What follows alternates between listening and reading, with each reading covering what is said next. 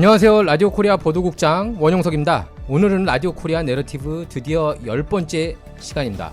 오늘 패널로는 이황 기자, 기자 중에서는 이황 기자가 나와 있고요. 그리고 10번째 에피소드에 맞춰서 오늘은 특별한 패널 한 분을 초청했습니다. 바로 유튜브 채널 엠킴TV로 미주 한인들 사이에서 인기를 끌고 있는 엠킴 대표, 김민아 대표를 초청했습니다. 자, 라코 내러티브 출발하겠습니다.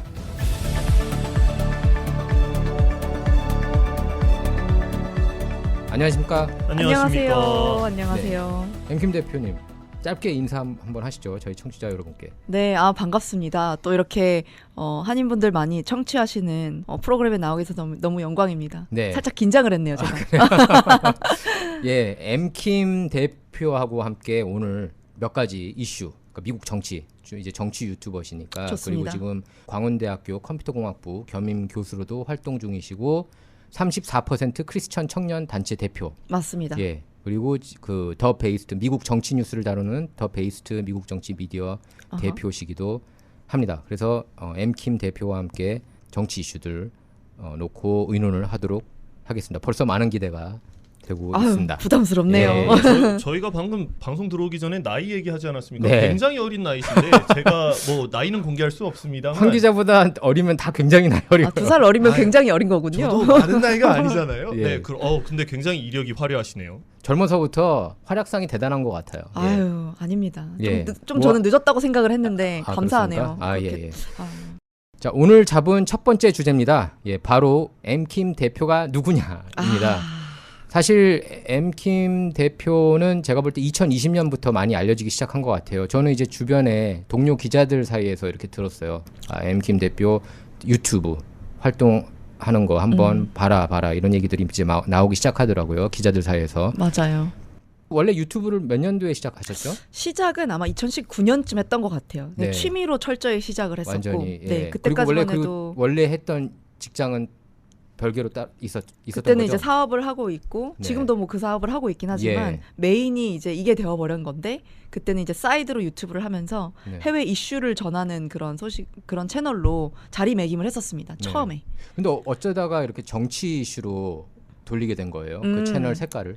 원래 해외 이슈 채널을 하다 보니까 주로 다뤘던 게 해외에서 바라보는 한국. 그래서 이제 국뽕 일명 컨텐츠라고 하죠. 네. 그런 컨텐츠를 많이 하다가 이제 컨텐츠 거리가 떨어지더라고요. 네. 아시겠지만 예. 잘 없어요. 예. 그래서 한 몇 달 쉬었어요. 그리고 나서 한 대선 한 달 전에 갑자기 제 머릿속에 떠오른 거예요. 미국 대선을 하면 이 이슈를 가지고 한 달이고 두 달이고 좀 길게 끌 수가 있겠다. 그래서 특별 시리즈로 머리를 네. 굴려서 시작하게 된 거죠. 절박하셨네요. 절박했습니다. 네. 그러던 와중에 딱 먹잇감을 딱 잡은 거네요. 정말요. 그리고 그때 2020년 대선 사이클이 굉장히 시끄러웠잖아요. 맞아요. 어쨌든 주류 언론에서는 굉장히 이제 트럼프에 대해서 반감이 컸고 그런 반면에 이제 트럼프 지지 진영도 맞서 싸웠고 그래서 그 현직 대통령이 대부분 이제 재선돼 오지 않았습니까? 미국 정치라는 게. 맞습니다. 그래서 그 첨예하게 대립한 것 그렇게 이제 시작한 거네요. 커버를.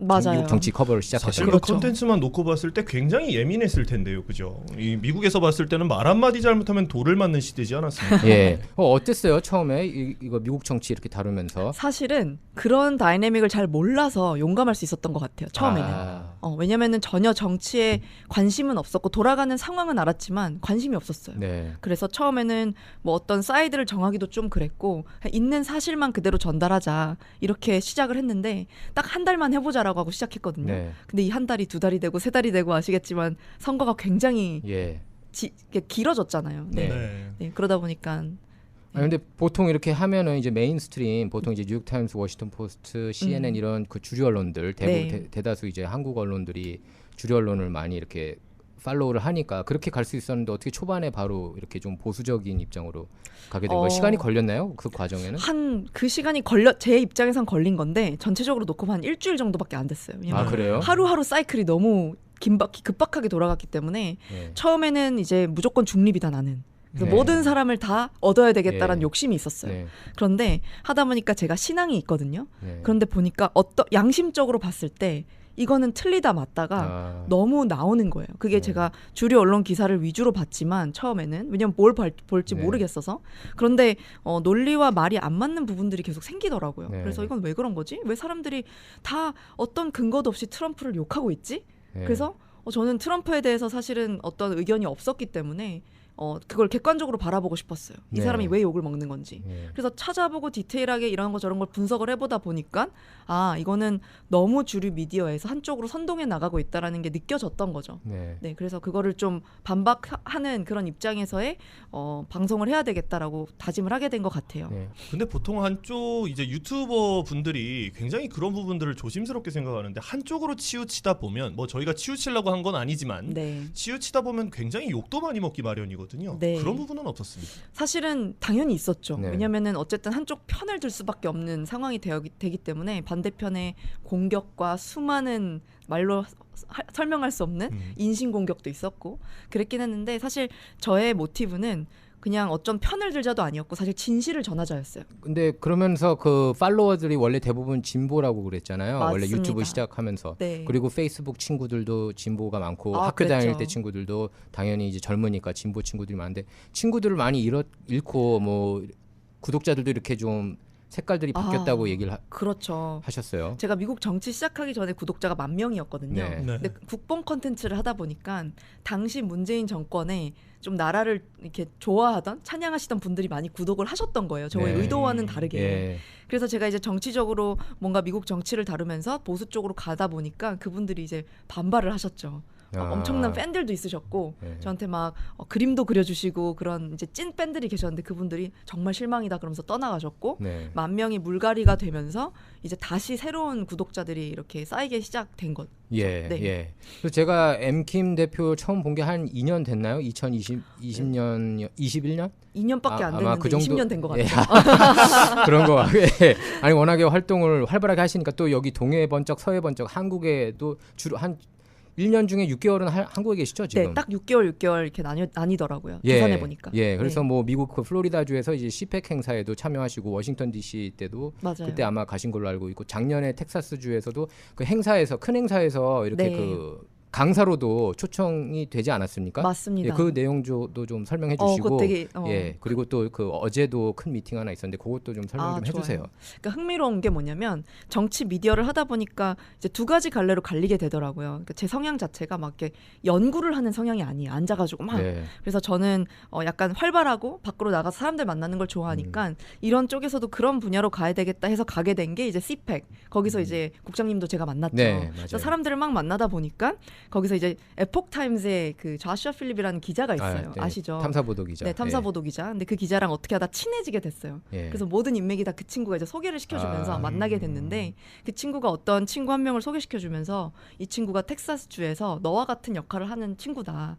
이렇게 말을 해주더라고요. 네. 근데 그 친구는 한 번 이번 작년에 연방 하원 의원으로 출마했던 친구예요. 그래서 2등으로 아쉽게 떨어진 친구였는데 예. 어쨌든 정치판에서의 어떤 경험이 있고 근데 그 친구가 이제 주로 하는 일이 떨어지고 나서 그 지역의 커뮤니티의 리더들이나 아니면 하원 상원 의원들 모아서 컨퍼런스를 하는 거였는데 네. 그때가 이제 2022년 중간 선거를 앞두고 네. 그 친구가 이제 선거 유세를 좀 도와주는 의미에서 공화당 의원들을 모아놓고 이 컨퍼런스를 했었어요. 예. 근데 거기에 이제 저를 연사로 2번 초대해줬고 네. 근데 한 번은 이제 텍사스에서 휴스턴 쪽에서 한 번은 남부 국경 지역에 그때 한참 이제 막 논란이 있고 네. 피 튀기는 그런 배틀이 있을 때 예. 공화당 민주당이 예. 이제 거기서도 한번 제가 연설을 할 수 있는 기회를 얻었어요. 예, 굉장히 많은 사람 앞에서 이렇게 영어로 이렇게 연설하신 네, 걸 다 본 것 현지, 같아요. 맞아요. 유튜브로. 그랬습니다. 예, 예. 되게 저한테도 기적적인 일이었는데 가서 이제 보통은 다 그런 공화당 컨퍼런스를 가면은 똑같은 얘기 하잖아요. 네. 그런데 저는 가서 이제 우리나라 아니면 또 동양인이 바라보는 지금 미국의 상태는 어떤지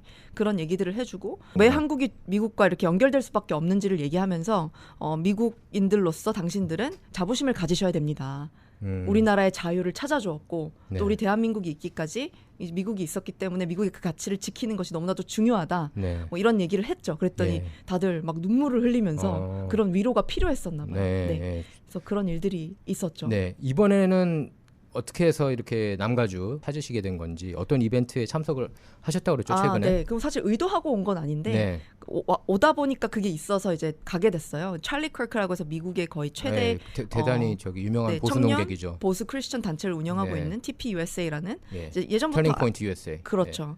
예전부터 알고는 있었는데 직접적으로 만날 기회는 많이 없었어요. 네. 그런데 그 친구가 멘토로 삼고 있는 목사님이 한 분 계세요. 네. 그 다우슨 옥스라는 도시의 시장 출신. 아. 그래서 굉장히 정치적으로 신앙적으로 균형 잡히신 분인데 네. 사실 제가 그분을 되게 존경하거든요. 네. 그래서 그분 교회에 오랜만에 가야 되겠다 해서 갔는데 이제 마침 그 다음 날 바로 어제였죠. 네. 거기에 이제 터닝 포인트 페이스라는 어떤 이벤트가 진행이 되는데 찰리 네. 컬크가 온다고 하더라고요. 네. 그래서 목사님이 오면 소개시켜 줄게 하고 이제 해서 갔는데 막상 갔더니 사람이 너무 많이 온 거예요. 아. 그래서 소개시켜 줄 수가 없는 상황까지 갔는데 어떻게 했냐면 이제 마지막에 Q&A 섹션이 있었어요. 예. 그때 제가 이때 아니면 내가 이 사람이랑 말할 기회가 없겠다 싶어서 Q&A를 하러 나갔어요. 아. 그래서 질문을 들고 나갔는데 맨 뒤에 줄을 섰어요. 그래서 예. 질문을 못 할 뻔했는데 그 람 목사님이라는 분이 저를 이렇게 앞으로 오라고. 너 한국에서 앞으로. 왔지 앞으로 와서 스페셜하게 한국에서 왔으니까. 네, 불러줘서 이제 찰리랑 길게 대화할 수 있게 해주고 예. 네 그렇게 해서 사진도 무대 앞에서 이렇게 찍어주시고 네, 찰리 컬크가 사실 여기 청년층, 그러니까 보통 이제 미국 대학가들 보면 대부분 진보적이지 않습니까? 뭐한 그렇죠. 기자도 잘 알겠지만 아마 그 엠킴 대표도 엄청 잘 그렇죠. 알겠지만, 음. 근데 이제 찰리 컬크는 터닝 포인트 USA라는 단체를 만들어서 이제 대학생들을 집중적으로 이렇게 보수적인 네 그런 메시지를 좀 설파하는 그런 인물로 유명하지 않습니까? 터닝 포인트 USA가. 맞습니다. 그리고 네. 그 캔디스 오웬스, 흑인 논객, 보수 논객 캔디스 오웬스도 터닝 포인트 USA를 통해서 이렇게 스타로 떠올랐고요. 맞아요. 예, 뭐 어떤 질문 던졌어요? 하나만 좀 사실 알려주세요. 저는 이제 신앙인이니까 하나님이 주신 지혜라고 생각을 했는데 무슨 질문했냐면 지금의 대한민국이 있기 위해서는 미국이 있었기 때문에 가능했다. 그래서 우리나라가 미국의 그런 가치를 건국의 가치로 어답트를 했고 네. 그래서 우리나라가 자유 국가가 되면서 굉장히 성공적이 되었는데 요즘에는 서양과 미국에서 오는 그런 사상들, 워크한 사상들 때문에 가치 영향을 받고 있다. 네. 그래서 당신이 생각하기에 이 무브먼트가 네. 외국으로 수출되어야 한다고 생각하느냐, 어떻게 그렇게 하면 할 수 있겠느냐 이런 예. 질문을 했어요. 그럼 뭐라고 의도가 대답했어요? 있었어요. 저는. 예, 뭐라고 대답했어요? 그랬더니 찰리가 찰리가 이러더라고요. 그 유명한 지도 사진 중에 위성 사진인데 북한은 까맣고 그렇죠. 남한은 빛이 있는 그 사진 굉장히 유명한 얘기를 사진이죠. 하더라고요. 예. 그러면서 우리나라에 대해서 굉장히 깊은 마음을 가지고 있다. 네. 그래서 심오한 질문을 던져줘서 고맙고 앞으로 이제 전 세계적으로 이런 무브먼트가 뻗어 나가야 될 거라고 생각을 하고 그래서 이제 지나가면서 그 시작이 이제 우리나라랑 같이 했으면 좋겠다라는 말을 했어요. 예. 그래서 저의 목적은 달성했습니다. 네, 그러네요. 찰리 커크가 그 친구가 25살 정도밖에 안 되지 않았어요? 아마 지금 30 서른 벌써 그렇게 초반입니다. 됐나요? 네. 30대 결혼도 초반 했습니다. 맞아요. 결혼한 걸로 기억합니다. 네. 자, 그래서 그 이번에 미국에 오게 된 이유가 이런 네. 그 강연 하러 이렇게 다니는 건가요? 지금 지금 어떤 목적으로 이번에 미국에 오신 사실 건지? 이번에 미국에 오게 된 계기는 어떤 한국에서 지금 뭐 제목을 말하기는 좀 그렇지만 보수적인 다큐멘터리를 촬영하는 네. 어떤 감독님을 도와드리려고 왔어요. 예. 그래서 이런 스케줄 어레인지하고 또 좌슈아 필립 그런 기자도 만나게 해드리고 이런 역할들을 네. 하러 왔고요. 예. 온 김에 이제 또 제가 강의도 다니고 또 주로 환인교회에 가서 여러 가지 이제 정치 미디어적인 메시지를 전하고 네. 그런 역할을 하고 있죠. 예. 원래부터 크리스찬이었나요? 그 김 대표는 아니면 미국 와가지고 크리스찬이 되신 건가요? 원래 크리스천이었어요. 원래 크리스찬이셨고. 네, 네. 오케이. 그러니까 보통 크리스찬, 그러니까 종교하고 한국 보면은 종교하고 정치를 많이 이렇게 안 섞잖아요. 네. 근데 미국은 많이 섞잖아요. 좀 맞아요. 보면은 미국 교회들 연결되어 다니면. 있으니까 그렇죠. 예. 그런 현상들 보면서 좀 미국은 좀 미국하고 한국이 이런 게 좀 차이점이 있구나 그런 생각도 들던가요?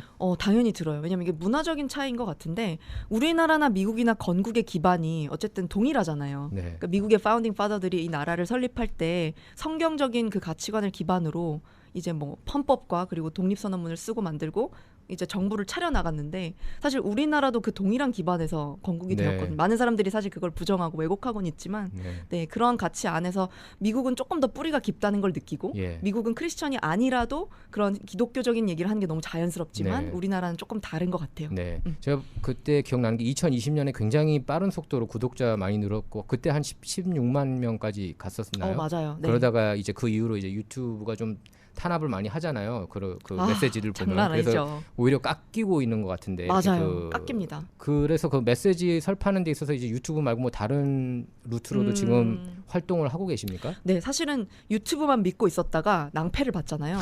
네. 그래서 낭패 사실 봤죠. 시작 광고도 못 내잖아요. 그죠? 그러니까요. 네. 그래서 시작하게 된 게 사실은 이런 액티비스트 워크인 것 같아요. 어, 그러니까 그걸로 재정을 많이 벌거나 돈을 많이 벌진 못하지만 가치를 위한 일을 하자는 그런 마음이 제 안에 생겨가지고 어떤 사명감을 가지고 뭐 교회나 아니면 강의도 다니고 어떤 기관에 가서 이제 한국에서는 정치 관련 청년 기관에 가서 이제 미국에 대해서 우리가 어떻게 바로 알 수 있을지 왜냐하면 미국에 대한 오해가 너무 많아요. 네. 한국에 반미주의도 너무 심하고 그래서 그런 오해를 아. 풀어주고 또 미국에 와서는 한국 사람의 입장에서 바라보는 미국과 또 한인으로서 우리가 어떤 자세로 이 정치를 바라봐야 되는지 그런 메시지를 전하게 된 것 같아요. 자, 그래서 그러면은 이번에는 캘리포니아 들렸다가 이제 텍사스 가시는 거죠? 맞습니다. 예, 텍사스 가서 이제 활동하시고 그다음에 또 DC 이번에는 안 가시나요? 이제 DC 동부 한번 돌고 왔어요. 아, 동부 한번 3월에 들어가고. 또 DC에 갑니다. 아, 예, 스펙가로. 알겠습니다. 그러니까 지금 거의 이제 액티비스트로서 네. 활동을 많이 하고 지금 한국 정치보다는 미국 정치를 네, 맞습니다. 그 주안점으로 두고 계시는 거죠? 그렇습니다. 예, 알겠습니다. 예, 엠킴 대표님 활약상이 대단한데요. 아유, 계속 부끄럽습니다. 지켜보겠습니다. 감사합니다. 자, 이제 엠킴 대표하고 본격적으로 지금 미국 정가를 한창 들끓게 하고 있는 이슈들에 대해서 의논하도록 하겠습니다. 자, 라코 내러티브 두 번째 주제로 돌아오겠습니다.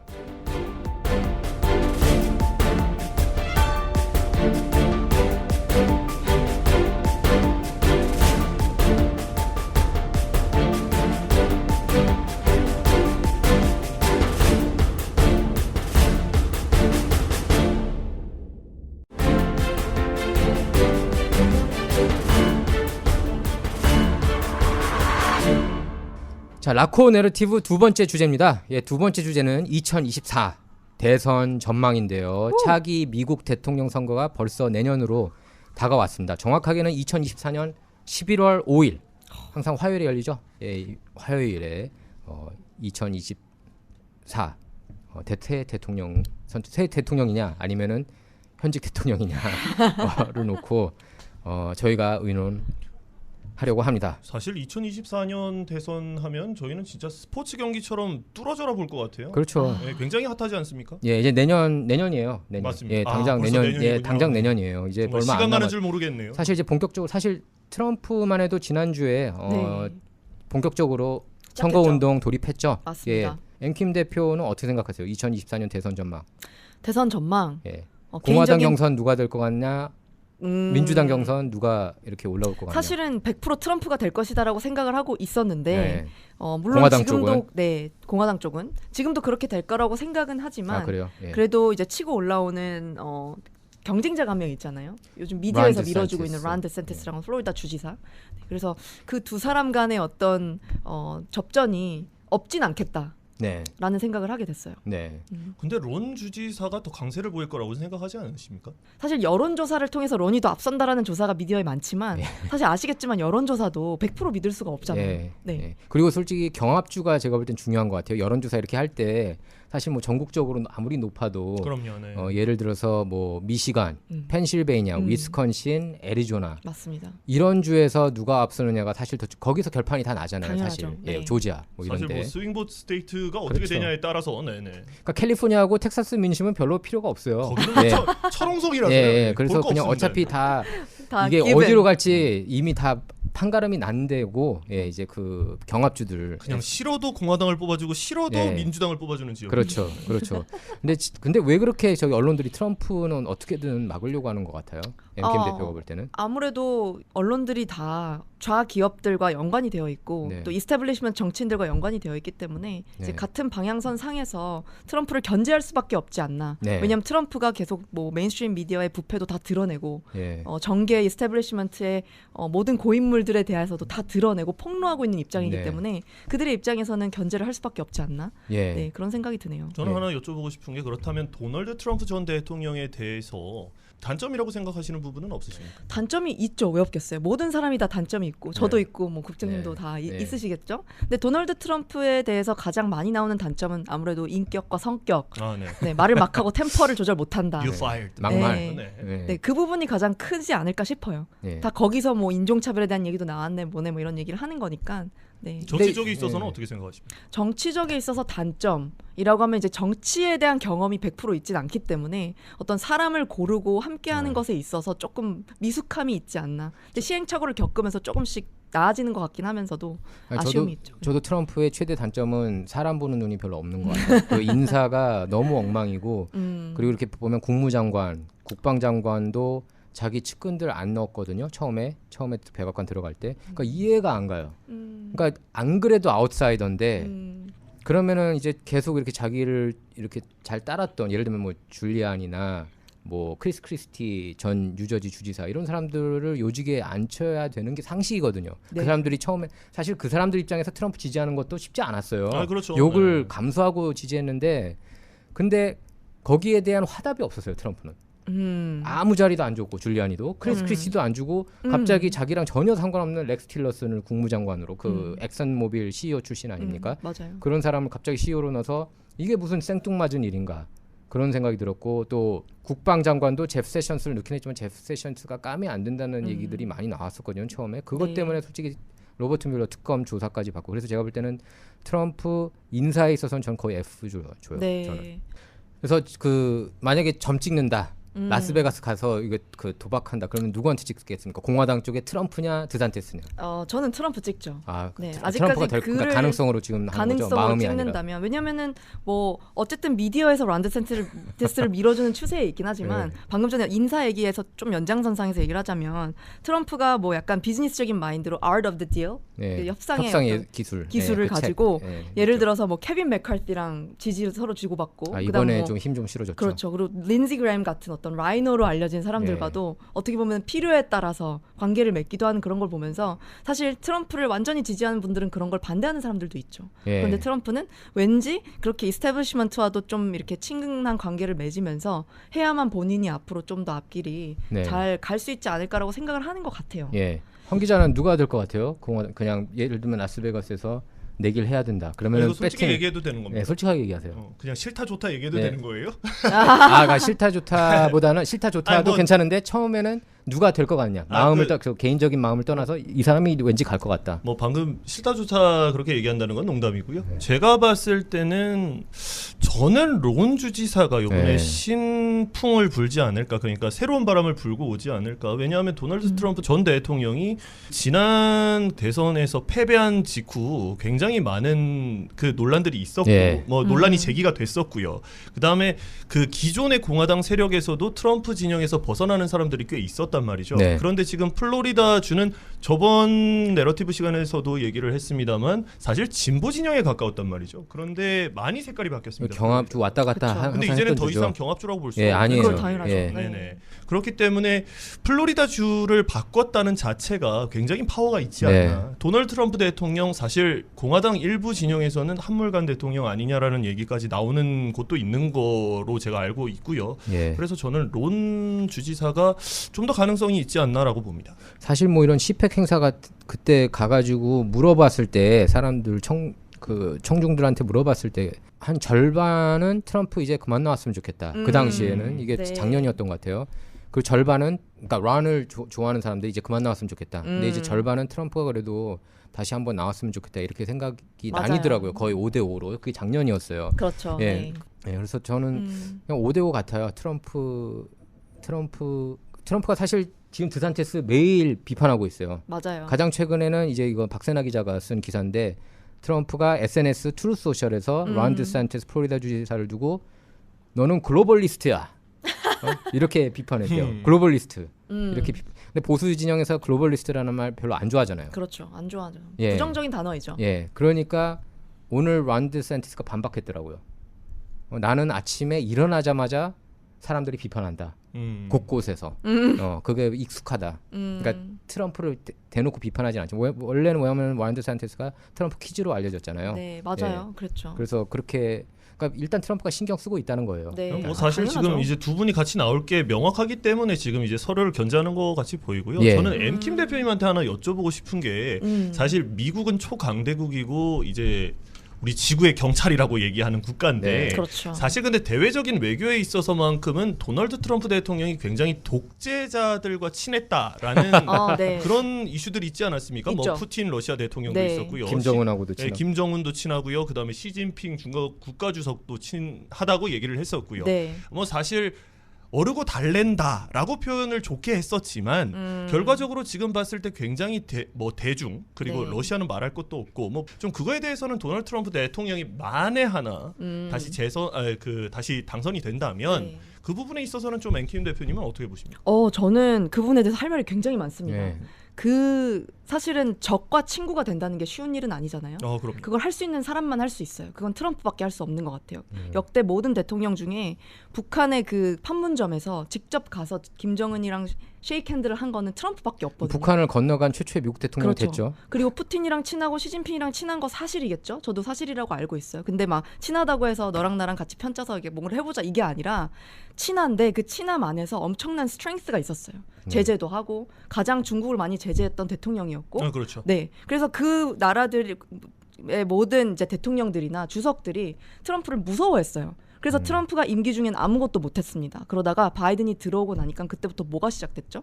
네, 뭐 전쟁? 러시아 우크라이나 전쟁이 네. 시작되고 뭐 북한 도발하기 시작하고, 그러니까 그게 트럼프 임기의 연장선상에서 일어난 게 아니라 정권이 바뀌면서 일어난 일이라는 거죠. 네. 바이든이 어쨌든 미국의 위상을 낮췄고 미국에 대해서 굉장히 연약한 모습을 보여줬기 때문에 지금 현재 미국을 보시면 아시겠지만 경제적으로 또 문화적으로 사회적으로 굉장히 흔들리고 있잖아요. 그리고 많은 사람들이 실제로 그 부분에 대해서 깨닫고 깨어나고 있어요. 네, 그렇기 때문에 미국의 위상이 낮아지면, 그래서 Make America Great Again을 해야 되는 이유가 뭐냐면 미국이 강해져야 전 세계가 강해질 수가 있습니다. 네. 네. 아니 저희가 이제 공화당 얘기는 했고 민주당 쪽에서는 누가 될 것 같습니까? 이 바이든이 재선 어렵네요. 될 것 같아요? 아니면 재선 나올 것 같아요? 아니면 다른 후보가 올라올 것 같습니까? 바이든이 나온다곤 했지만 이번에 떠오르는 민주당 후보가 있더라고요. 누구, 케빈 미셸 뉴섬? 오바마. 미셸 오바마도 네. 언급되고 있죠. 근데 미셸 오바마가 나오면 공화당에서도 사실 이기기가 좀 더 힘들어질 수 있겠다라는 얘기도 많이 나오는 것 같아요. 현재 미국 여론에서는. 그러니까 미셸 오바마가 사실 이미지는 좋아요. 제가 그러니까요. 얼마 전에 넷플릭스 미셸 오바마 다큐멘터리도 봤는데 이미지가 좋고 성격이 이렇게 좀 사람 라이커블 하잖아요. 맞아요. 미셸 오바마 보면. 그래서 근데 저는 그런 것 같습니다. 게빈 뉴섬이 나오지 않을까. 뉴솔린이라고 부르는. 게빈 뉴섬. 우리가 볼 때는 사실 어떻게 캘리포니아 주민들한테 물어보면 어떻게 나오냐 이런 반응이 많아요. 지금 사실. 제 표정이 안 보이시겠지만 방금 굉장히 인상을 쓰고 있었고 네. 저는 케빈 뉴섬 주지사가 싫다고 얘기한 적은 없지만 정치 잘 정치. 하십니다. 네. 잘 하시고 그냥 제가 지금까지 기자로 사실 근데 노숙자가 많아진 건 사실이에요. 그렇죠. 근데 사실 그 게빈 뉴섬 주지사에 대해서 제가 좋다고 얘기할 수는 없지만 그래도 코로나19 사태 속에 캘리포니아주를 이끌어 간 거는 저희가 부정할 수 없는 사실이다. 네. 다만 좌쪽으로 치우치는 부분에 대해서는 저희가 굉장히 지적을 좌죠. 하고 넘어가야 예. 되는 부분이고요. 근데 다만 이제 뭐 경제적인 부분에 있어서만큼은 원래 흑자주였죠 캘리포니아가. 흑자주긴 했습니다만 그렇게 그 흑자가 전에 크게 나진 게빈 않았죠. 뉴섬 전에. 예. 네네네. 그렇게 크게 흑자가 나진 네. 않았죠. 뭐 실리콘밸리에서 돈을 네. 어떻게 뜯어내는지 네. 모르겠지만. 네, 근데 대선이라 함은 그렇게까지 큰 인물인가라는 생각은 들지는 않네요. 네, 맞아요. 사실 게빈 뉴섬, 저는 솔직히 게빈 뉴섬이 너무 이렇게 정책들이 좀 지나치게 좌경화되지 않았나 그런 생각을 많이 들어요. 캘리포니아 자체가 당연히 이제 미 전역 50개 주 중에서 가장 그 강성 진보 성향이 그렇죠. 강한 주라는 거는 뭐 인정하지만 너무 이제 노숙자도 많고 네. 그 캘리포니아 보면은 그리고 그 적자 아닙니까? 이제는 적자로 이렇게 이제 돌아선 적자로 걸로 전망을 캘리포니아가 하고 있죠. 그쵸? 네네. 예, 적자가 전망되고 있는데 과연 캘리포니아를 잘 이끌었나는 퀘스천이에요. 솔직히 좀 이렇게 잘 이끌어야 대통령감이나 예를 들면 란드 산티스처럼 당연하죠. 네. 대통령감이네 하는데 지금 보면은 공화당 진영에서는 주지사 대표로 란드 산티스, 민주당 진영에서는 어쨌든 그 주지사 대표로 이렇게 게빈 뉴섬을 이렇게 푸시하는 그런 느낌을 받고 있고 미셸 오바마 같은 경우에는 본인이 정치에 넌덜리가 난다고 얘기를 했었거든요. 네. 하고 싶지 않다고. 그리고 별로 그런 의사를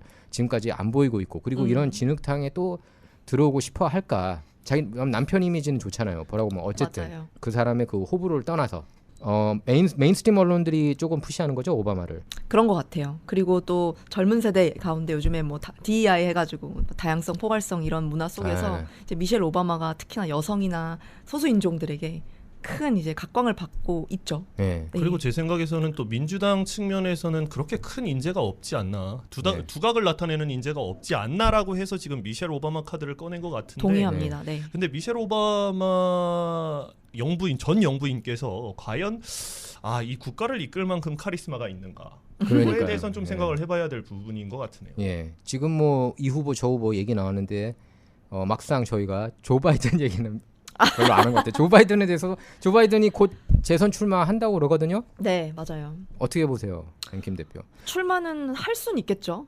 예비 선거까지. 예. 네, 그러나 당선이 거기서 선출이 될지는 모르겠어요. 네. 왜냐면 요즘에 여러 가지 이슈가 있잖아요. 기밀 아시다시피. 유출도 있고 네, 기밀 문서 유출 사건. 기밀 유출 사건이 아무래도 제일 크죠 지금. 네, 네. 맞습니다. 예. 그래서 사실 언론들이 보통 이렇게 사실 민주당원들한테는 조금 관대한 면이 있는데 조 바이든은 지금 사정없이 비판하고 있는 것 같아요. 연일 맞아요. 지금 기밀 유출 그게 조금 상황.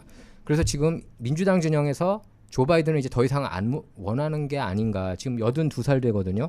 내년이면은. 사실 리스크가 크죠. 네, 네. 너무 나이가 많으시기 때문에. 왜냐하면 이미 조 바이든이 역대 최고 고령이죠. 네. 최고령 최고령으로 백악관에 들어간 인물 기록을 세웠는데 그렇죠. 그 기록을 이제 경신하는 거거든요 이번에. 맞습니다. 이기면은. 네. 그래서 어떻게 보세요? 언론하고 민주당이 좀 이렇게 그만 나와라 이렇게 푸시하는 걸로 느껴집니까? 지금 이 기밀 유출이 조금 이상해요. 이 뉴스들이 이런 맞아요. 식으로 계속 다루는 게. CBS 그렇게 좌라고 알려진 CBS에서도 계속해서 바이든 그 기밀 유출 사건에 대해서 엄청 디테일하게 얘기를 하고 있더라고요. 네. 네, 조사를 시켜서. 맞아요. CBS 네. 사실 CBS, MBC 음, 그다음에 ABC 요 3대 방송사가 맞습니다. 기본적으로 살짝 조금 진보적인 그런 언론사들인데 맞습니다. TV 틀면 나와요. 이제 바이든. 맞아요. 이제 그만 나와라는 제가 볼 때는 이제 그만 나와라. 이제 오랫동안 하시지 않았냐. 저도 동일하게 느껴져요. 수십 년 동안 정계에 몸담지 않았냐. 약간 그런 느낌 받았는데. 네. 그리고 예. 기밀 문서를 통해서 너무 밝혀진 게 많고 그 네. 부정할 수 없는 사실들이 너무 많고. 자, 짧게 그러면 누가 나올 것 같아요? 민주당. 예, 전망 한 명씩. 음. 뭐 케빈 뉴섬. 케빈 케빈 뉴섬. 뉴섬. 저도 케빈 뉴섬. 결국에는 오바마 안 찍겠네요. 저도 케빈 뉴섬입니다. 왜냐면 나오기를 바라지 않으니까라는 네. 마음도 있습니다. 사실. 왜냐면 바이든이 또 나온다는 게 별로 이렇게 상상이 잘 안 가요. 네, 맞아요. 근데 미셸 오바마 카드는 굉장히 세겠네요. 네, 센 그거는 것 센 입장에서. 카드일 것 언론들은 엄청 좋아할 것 같고 네. 미셸 오바마가 나오면은. 맞아요. 근데 이제 조 바이든이 개인적인 그 야욕은 대단히 강한 사람이에요. 이 사람이 음. 30대 때부터 얼마나 맞아요. 노력을 바이든 많이 대통령이 했습니까? 그 대통령 꿈을 노렸거든요. 그리고 88년도에도 출마를 한 적이 있었고 그때 이제 유력 후보가 됐었는데 그 표절 이슈 때문에 꼬꾸라졌었죠. 그래서 저도 만약에 배팅을 한다면은 케빈 뉴섬입니다. 예, 근데 바이든이 포기할지는 모르겠어요. 재선 출마 선언할 것 같아요. 네. 경선을 가시겠죠. 예. 자, 라코 내러티브 세 번째 주제로 돌아오겠습니다.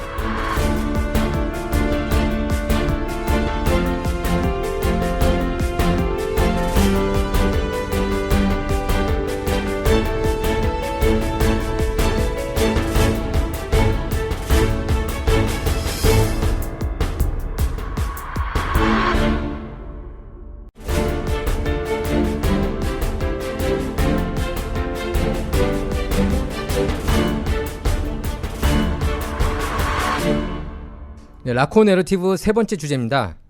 예, 지난 주말이었죠. 테네시주 멤피스에서 별다른 저항을 하지 않던 20대 흑인 운전자를 집단 구타해서 숨지게 한 경관들이 책임을 벗어나려 피해자들을 가해자로 둔갑시키려 하는 등 상부에 뻔뻔한 거짓말을 한 정황이 드러났다는 뉴스가 오늘 계속해서 나오고 있는데요.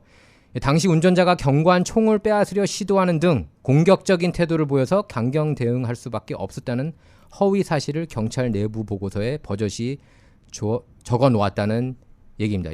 이 뉴스는 뉴욕타임스가 네. 보도했어요. 엠킴 대표 어떻게 생각하십니까? 이번에 그 타일 니콜스 사망 사건. 사실 이 이야기가 한국 주류 언론에도 방송이 많이 되었다고 들었어요. 네. 근데 이제 주로 인종차별의 이슈로 이제 바뀌어서 보도가 되었나 봐요. 마치 경관들이 백인이냐? 그렇죠. 백인이 흑인을 죽인 양. 왜냐하면 어떤 조지 플로이드 사건 이후로 계속해서 그런 민감성이 있었기 때문에 네. 뭐 경찰은 백인 우월주의 집단이다. 그래서 우리가 경찰 예산을 삭감해야 된다. 그런 움직임들이 뭐 캘리포니아에서도 엄청 났잖아요. 네. 그래서 그럼요. 네. 범죄율 올라가고 그렇죠. 이제 도시의 치안이 안 좋아지고 이제 그런 결과들이 있었는데 이 문제도 또한 비슷하게 흑인 경찰들이 흑인을 죽였는 게 드러났음에도 불구하고 이제 CNN에서는 이렇게 보도를 하더라고요. 흑인 경찰들이 백인 우월주의 집단 경찰의 문화 속에서 세뇌를 당했고 그래서 그 인종차별의 마인드를 가지고 같은 흑인을 구타해서 결국에는 죽음에 이르게 했다. 그러니까 경관들도 레이시스트, 인종차별주의자라는 거네요. 그렇게 보도를 했습니다. 저는 그 보도를 보면서 왜 자꾸 네. 부추기느냐, 부추기는 뭐 것 여론을 자꾸 부추기는지 모르겠어요. 사실 네. 뭐 많은 기자분들이 그 조지 플로이드 사망 사건 때 그 취재를 하셨겠지만 저도 그 현장에 있었거든요. 네. 얼마나 무섭습니까? 근데 차가 불타는 것도 직접 앞에서 제가 봤다고 뭐 그랬죠. 저번 내러티브에서도 말씀드렸지만 제 눈앞에서 경찰차가 불타는 네. 걸 봤고요. 그리고 경찰차 그 존경받던 경찰들의 경찰차에다가 지나가면 물병을 던지고 돌을 던지고 그 왜 도대체 그렇게 경찰들을 못 잡아먹어서 이번에도 마찬가지입니다. 제가 주말 동안 굉장히 전화통을 붙잡고 있었어요. 네. 이번에도 시위가 번질까봐. 네. 아니 그 시위가 마치 그걸 원한다는 듯한 그런 느낌까지 좀 저는 받았어요, 그렇게 솔직히. 받았습니다. 저는 네. 제가 기자임에도 불구하고 사실 기자들도 주말은 있어야 되지 않겠습니까? 저는 굉장히 쉬고 싶었거든요. 네. 근데 좀 일촉즉발의 상황이 미 전역에 일어날 수 있는 그런 분위기였죠. 언론들을 보면. 네, 비상 사태가 일어날 수도 있겠다라는 생각을 했고 왜냐하면 LA 다운타운에서도 일부 시위가 있었고요. 맞아요. 근데 그게 다행히 안 번지고 있어서 참 다행이다라고 생각을 하는데 왜 그거를 자꾸 언론에서 부추기느냐. 네. 그리고 사실 저는 뭐 저도 기자지만 이 언론들이 참 각성을 해야 될 때가 아닌가. 네. 왜 주민들에게 경찰 대 흑인으로 보도를 하느냐.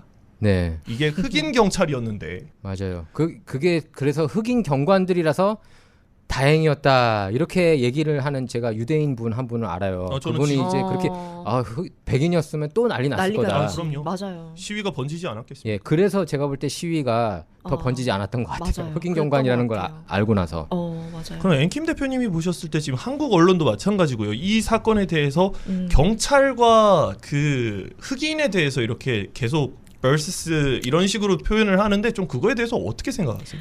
잘못됐다고 생각을 하죠. 왜냐하면 우리나라의 보도의 문제점도 사실은 미국의 주류 미디어만 포커스를 맞추기 때문에 이제 네. 그런 현상이 일어나는 것 같고 정확하게는 미국의 진짜 제대로 된 내러티브를 모르니까 네. 그래서 이 내러티브 방송이 굉장히 중요한 네. 것 같아요. 네. 감사합니다. 감사합니다. 네, 어쨌든 근데 트럼프 대통령이 이거에 대해서 홍보대주시고. 트럼프 대통령이 이거에 대해서 코멘트를 했었어요. 근데 저는 그게 굉장히 마음에 와닿았거든요. 네, 뭐라 그러던가요? 이거는 어떤 집단이나 문화, 세뇌 이런 문제가 아니라 경찰 개개인에 대한 문제고 오히려 이 문제를 해결하기 위해서는 경찰을 백인 우월주의 집단으로 몰아가서 예산을 삭감하는 게 아니라 트레이닝을 시켜야 된다. 네. 경찰 트레이닝에 더 많은 걸 그 포커스를 들여서 경찰 개개인이 각자의 역할에 대해서 제대로 알게 하는 게 중요하고 또 그런 역할을 할 줄 알고 감정을 다스릴 줄 아는 사람을 뽑아야 된다. 경찰로. 네. 그게 중요한 거다라고 얘기를 했는데 동의했습니다. 저는. 예. 네. 저는 사실 뭐 도널드 트럼프 대통령의 말을 옹호한다는 얘기는 아니지만 지난주 내러티브에서 제가 이런 얘기를 했었거든요.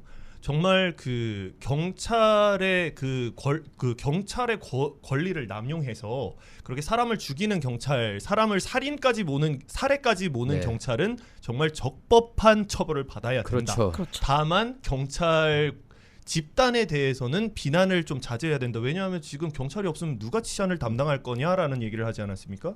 예, 맞아요. 사실 지금 요번에 타이어 니콜스 사건도 좀 마찬가지인 것 같아요. 왜 경찰 집단을 자꾸 비난을 하느냐? 경찰 개개인에 대한 성향을 이제 따져야 되는 거 아닌가 그런 생각을 합니다. 맞아요. 그때 조지 플로이드 사건 때도 데릭 쇼빈 그 경관 한 명이 그런 건데 마치 모든 경관이 그런다는 듯이 나온 것도 잘못됐고. 근데 이번 영상 보면서 약간 경관이 근데 잘못하긴 한 것 아닙니까? 잘못했더라고요. 너무 심하게 구타를 했더라고요. 예. 저는 그렇게 네. 구타 심하게 한 거 처음 봤어요. 예. 엄마를 부르더라고요. 그 맞던 그러니까요. 사람이. 네. 예, 근데 그래서 이런 이슈들에 이제 다 같이 이제 분노를 하죠. 이런 경관들은 어떻게 보면 이제 썩은 사과라고 표현하잖아요. 네. 어딜 가든 썩은 사과는 있기 마련이고. 그렇죠. 그러니까 적법하게 징계는 해야 될 것 같습니다. 맞아요. 이분들 다 기소가 됐죠? 네. 지금 2급 살인으로 기소가 됐죠. 맞습니다. 네. 그래서 적법하게 처리를 해야 될 것 같아요. 근데 이제 모든 경관이 이렇다고 몰고 가서는 안 될 것 같아요. 저희가 또 이슈 잡은 게 이제 트위터 파일이에요. 트위터 네. 파일. 트위터 파일 사실 한국 한인 언론 중에서는 라디오 코리아만 이렇게 계속해서 보도를 그런가요? 하고 있는 것 와우. 같아요. 트위터 파일 보면 1차, 그러니까 일란 머스크, 음. 일란 머스크가 이제 트위터를 샀잖아요. 물론 황 기자는 그거 별로 마음에 안 들어 저는 했지만 별로 안 좋아합니다. 그래요? 다른 이유에서 다른 이유에서 그건 다른 아까 이슈예요. 앞에 얘기를 좀 주식. 했어요 황 기자가. 근데 하면서 그 이후로 트위터가 그 동안에 했던 만행, 네. 그러니까 한쪽 당을 지지하고 한쪽 당을 이렇게 캔슬 그 시켰던. 캔슬 시키려고 했던 그 만행들이 지금 속속 드러나고 있습니다. 이제 맞습니다. 그 탐사 보도 기자들한테 이렇게 하나씩 주고 있어요 정보들을. 특히 그렇죠. 메타이비한테 주고 있는데 저희가 1차 파일, 2차, 3, 4차까지 하다가 한동안 안 다뤘어요 저희들도. 네. 근데 15차 파일까지 나왔더라고요. 맞아요. 15차 파일 엠킴 대표께서 좀 다뤘었는데 맞습니다. 한번 이렇게 좀 짧게 설명을 좀 해주세요 저희 청취자들한테. 네, 15차 파일은 또 다른 미디어 사기극이라는 제목으로 올라왔었어요. 네. 이게 해밀턴 68이라고 맞아요. 하는 예, 저희도 플랫폼에 대한 달았습니다, 건데, 사실. 예. 그거 아시죠? 예. 그러니까 페더럴리스트 페이퍼라고 옛날에 알렉산더 해밀턴이 이제 1700년대에 해외 세력이 국내 선거에 개입을 했을 때 우리가 어떻게 대처를 해야 되느냐에 네. 대해서 쓴 게 이제 페더럴리스트 페이퍼 넘버 68인데 네. 이제 그걸 본따서 해밀턴 68이라고 2017년에 네. 이제 한참 트럼프 대통령이 임기 중에 그때 막 러시아 스캔들 있고 막 그랬을 때 그렇죠. 네, 트위터 내에서 러시아 봇들이 막 활개치고 있다. 그러니까 트럼프 러시아 내통 스캔들 관련된 거예요. 그렇죠. 요게. 관련된 예. 겁니다. 예. 그래서 러시아 봇들 600개 어카운트를 이제 좌경화된 싱크탱크에서 잡아서 이 사람들이 지금 트럼프와 여러 가지 이렇게 이제 트럼프가 지지하는 어젠다들을 계속해서 지지하고 선동해주고 있다. 러시안들이 이제 그렇게 한 거죠. 그러니까 해밀턴 68이 강성진보 언론인 거죠. 그 플랫폼이에요. 아니, 플랫폼. 맞아요. 네. 플랫폼이고 여기서 그 러시안들이 네. 트럼프를 도와주기 위해서 봇을 아하. 이용했다. 그렇다. 근데 알고 보니까 그게 러시안이 아니고 보수 진영, 예, 그냥 미국에 일반인의 있는 보수 진영 계정이었다. 사람들. 네. 그러니까 미국인들을 러시안들이라고 말하는 꼴이네요. 맞아요. 그래서 그 트위터 엑세큐티브 중에 요얼 라스라고 하는 모든 센서십을 담당했던 맞아요. 그 네. 임원이 있었는데 네. 이 사실을 알고 나서도 가렸다는 게 이제 이메일을 통해서 드러나게 된 거죠. 아니 이러면 기소해야 되는 거 아니에요? 사실 이 정도면 당연하죠. 이게 말이 안 돼요. 근데 말이 안 사실 이게 됩니다. 트럼프 러시아 내통 스캔들 얼마나 많이 다뤘습니까? 언론들이 그렇죠. 한 4, 5년간 매일매일 그게 나오니까 맞아요. 사실 이걸 또 메인스트림 언론들이 인용한 거 아니에요. 엄청 많이 뉴욕타임스, 인용했었죠, CNN이 당시. 이 러시안 봇이라고 네, 하고서 맞죠. 그렇죠? 네. 그러니까 실제로 러시아가 개입했다는 거는 굉장히 대선 개입이 맞아요. 굉장히 제한적이었다는 걸로 음흠. 그렇게 드러난 걸로 알고 있습니다. 맞아요, 맞습니다. 예, 네. 그러니까 언론에서 이렇게 떠든 트럼프하고 러시아 간의 그 내통 대부분이 그러니까 조작된 거잖아요. 조작된 그럼 결국에. 거죠. 네. 이게 참 아이러니한 게 저는 이제 그게 기억나요. 아마 황 기자도 기억나실지 모르겠지만 트럼프가 들어가자마자 이제 러시아 이슈가 막 떠올랐잖아요. 그렇죠. 그래서 백악관이 이렇게 크렘린궁으로 타임지 표지였어요. 크렘린궁으로 이렇게 변모하는 그런 커버 스토리까지 나왔었어요. 그래서 참 이게 그러니까 사실이 진짜인 양 이렇게 보도가 됐고 사실 여기에 대해서도 특검이 하나 조사를 하고 있잖아요. 존 드럼 특검이라고. 네, 맞아요. 별로 결과물이 없어요. 많이 다뤄주셨잖아요. 예, 갑자기. 사실 근데 결과물은 맞아. 없고 보도도 안 되고. 그리고 사실 그 배심원들도 민주당 지역에서 이게 케이스가 들어가면은 이기기가 힘들어요. 왜냐하면은 워싱턴 D.C. 같은 경우에는 민주당원이 93, 4% 되거든요. 그러면은 배심원도 10명, 12명 중에 한 10명 이상은 민주당원일 가능성이 높지 않겠습니까? 맞아요. 예, 그러니까 이게 무죄 판결 많이 났습니다. 근데 아직 끝나지는 않은 것 같아요. 제가 볼 때는 변화를 과연 가져올까? 그러니까 사람들은 보고서 진실은 알 수 있겠죠. 근데 네. 거기 이제 진실을 통해서 그걸 이제 표로 환산할 수는 있겠지만 네. 정말 이거 그 판도를 바꾼다? 저는 회의적이에요. 솔직히. 쉽지 않다고 봅니다. 저는. 예. 근데 저는 조금 다른 시각으로 보는데 네. 이번에 트위터 파일이 올라오면서 그 선상에서 이제 그 하원 의장 선거가 있었잖아요. 근데 그쵸? 네. 하원 의장 선거에서 이제 20명의 프리덤 카커스 멤버들이 프리덤 용기를 카커스. 냈어요. 프리덤 그래서 카커스가 판을 바꿨죠. 좀. 네, 판을 바꿨죠. 근데 그 계기도 사실은 이렇게 진실이 계속해서 막혀만 있다가 보도가 되면서 사실은 여론들이 조금씩 알기 시작했잖아요. 진실에 네, 대해서. 그래서 힘을 받은 것 같다는 생각이 들었어요. 근데 저는 그런 것 같아요. 사실 이미 우리가 알고 있던 내용인데 그냥 컨펌하는 수준이었던 것 그렇죠. 같아요. 사실 그 트럼프 러시아 내통 스캔들이 조작됐다는 거는 이미 알 사람들은 다 알고 있었는데 네. 이제 워낙에 이제 빅 언론사들이 파워가 세니까 그거를 이제 빅 언론사 다른 사람들은 모르겠죠. 네. 근데 알 사람들은 제가 볼 땐 다 이미 알았고 프리덤 카커스가 맹활약 하고 있다는 것도 알고 있고 예를 들면 짐 조던 의원 같은 경우 앞장서서 이렇게 활약하고 맷 게이츠 뭐 언론 많이 타는 분들 아닙니까? 네. 근데 정치에 관심이 있는 사람들은 그랬는데 사실 제 네. 주변에 정치에 관심이 없는 젊은 친구들이 있잖아요. 아 그래요? 근데 좀, 그 좀 친구들이 아는 것 같아요. 반응을 하고 있어요. 왜냐하면 일론 머스크가 그렇게 밝혀주니까 이게 트럼프가 있어요? 그런 사람들이 있습니다. 왜냐면 제가 대학생들 가르치고 있고 이제 제가 운영한 단체가 한국, 미국, 뭐 한인 교포 애들 다음 세대들이 굉장히 많거든요. 네. 그래서 그 친구들의 그 마인드가 이 일론 머스크라는 영향력 있는 원래는 정치적 인물이 아니기 때문에 더 영향력이 있었던 것 같아요. 예, 그 조금씩 영향을 주고 있습니다. 아 그래요? 네. 그것도 듣던 중 반가운 좀, 소식이죠. 아니 그냥 좀 진실을 알려고 한다는 것 자체가. 네, 진실이 퍼지는 거니까. 자, 근데 기밀 유출 케이스가 지금 나오고 있는데 어떻게 생각하세요? 기밀 유출 케이스에 대해서 지금 바이든 아까 우리가 잠깐 얘기했는데 네. 보면은 그 펜 바이든 센터, 네. 그렇죠? 네. 거기서 원래 바이든이 교수로 이제 활동하려고 그랬대요. 맞아요. 근데 거기에서 이제 기밀들이 유출되고 지금 연달아서 나오고 있는데 네. 그 이후에 특히 이제 가장 문제가 되는 게 중국에 대한 네. 그 중국으로부터 받은 후원금이 갑자기 그렇죠. 너무 많다. 네. 보통 2016년부터 2017년 이 펜 대학 보면은 1,400만 달러 받고 2018년에서 19년에는 5,400만 달러로 늘어났대요. 네. 그러니까 중국하고 이런 유착 관계가 있는 게 아니냐 이런 의혹까지 제기되고 있거든요. 어떻게 네. 보십니까, 엠킨 대표? 사실 그분에 대해서 뭐 제임스 바이든의 동생이죠. 네. 네, 그래서 큰 연루가 되어 있고 이제 헌터 바이든뿐만 아니라 이제 제임스 바이든 포함해서 바이든 일가가 완전 이제 중국이나 뭐 예전에 우크라이나 그렇죠. 그런 모든 유착 관계가 있다는 것이 드러나게 되면서 사실은 이게 트럼프와 비교를 여기 기사가 있지만 그렇죠. 트럼프도 트럼프와 지금 비교를 할 조사받고 수밖에 있어요. 없잖아요. 예. 근데 어쨌든 트럼프는 대통령이었고 대통령이었죠. 대통령으로서 기밀 문서를 해제할 수 있는 권한이 있었고 있죠. 예. 바이든은 부통령이었고 부통령으로서는 그런 권한이 없죠. 없어요. 그럼에도 불구하고 트럼프 집은 압수수색을 당했고 네. 그렇죠. 바이든은 그 콜벤 옆에 가라지에다가 맞아요. 그 문서 쌓아놓은 게 발견이 되고 그래도 사실 미디어에서 그렇게 크게 비난하지 않았고 물론 지금은 좀 드러나고 있지만 네. 네, 그런 차이가 굉장히 크다라고 생각을 합니다. 예, 그래서 지금 보면은 요새는 공정해요. 언론들이 그러니까 둘 다 비판하는 것 같아요. 트럼프도 네. 비판하고 바이든도 비판하고. 바이든은 이제 둘 다 숨길 싫어하는 것 수가 같아. 둘 다 트럼프도 나오지 마라. 이제 바이든도 나오지 마라. 제가 그런 것 봤을 같아요. 때는 지금 눈치 보기 아닐까요, 언론들도? 네. 네, 왜냐하면 맞아요. 지금 이제 네. 아직 대선이 한 1년여 정도 남았는데 그때까지 이제 어디로 기우는가를 봐야 될 거 아닙니까, 네. 언론도. 예, 그렇기 때문에 눈치 보기 하는 것 같고요. 지금 조 바이든 대통령도 지금 이제 특검 뭐 등등등 해서 맞아요. 이제 저기 들어가는데 로버트 한인 특검한테 조사받잖아요. 그렇습니다. 맞아요. 예. 그런데 그것조차도 제가 봤을 땐 대선 가까워지면 이제 사실 그것도 특검이 무슨 힘을 발휘할 수 있겠나라는 좀 그런 생각도 들고요. 보면은 또 여기에 또 트위터 법률 고문도 문제 아닙니까? 제임스 베이커. 맞아요. 제임스 베이커는 트럼프 러시아 내통 스캔들 그 조작 스캔들에 또 연루됐던 사람 아니에요? 그러게 말이에요. 이게 보면은 다 연결돼 있습니다. 유주얼 서스펙트예요. 항상 이렇게 언론에 오르내리는 인물들이 계속 지금 나오고 있는 거예요. 보면은. 네, 맞습니다. 자, 엠킴 대표 오늘 모시고 여러 가지 이슈들을 얘기했는데 굉장히 시간이 짧네요. 예, 어떠셨어요? 너무 좋았어요. 왜냐면 이렇게 양쪽 내러티브를 다양하게 들을 수 있는 플랫폼이 좀 없잖아요. 네. 그래서 이건 라코 내러티브만이 할 수 있는 일인 것 같습니다. 예, 감사합니다. 너무 감사합니다. 예. 자, 오늘 라코 내러티브 방송은 여기서 마치도록 하겠습니다. 오늘은 정말 그 특별 패널로 지금 보수 액티비스트라고 표현하는 게 좋겠죠? 네, 보수 맞습니다. 진영, 그러니까 그 공화당 쪽, 네. 그렇죠? 공화당 쪽 입장을 전하는 그 보수 진영 인기 유튜버 엠킴 대표를 모시고 얘기를 나눠봤는데 어떠셨습니까? 예, 다음에는 저희가 한번 민주당 쪽 그 영향력 있는 인물도 네. 초청하도록 하겠습니다.